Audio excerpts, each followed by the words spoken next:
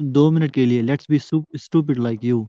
आपके हिसाब से अगर मियाँ आपके एक हिसाब मिनट, से पहले तो बात ये सुनो कि मैं, एक मिनट, आप इधर स्टूपिड हम्म, एक्ट ना करो, ठीक है?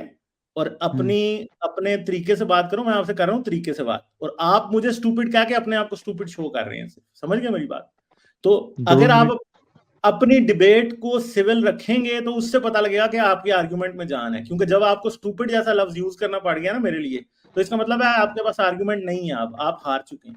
ठीक है, मैं दो आपको नहीं कह रहा कि आप हार चुके हैं, मैं आपको हराना भी नहीं चाहता, मगर आप खुद अपने आप को हरा रहे हैं मुझे स्टूपिड कह इस्लाम में के। हार जीत नहीं होती है।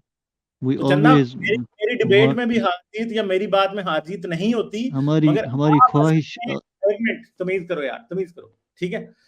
आप आप बाजारी जुबान इस्तेमाल करके ये दिखा रहे हैं कि आपके पास अब जवाब नहीं है, आप फंस चुके हैं। ठीक है, अब आप अपनी 2 मिनट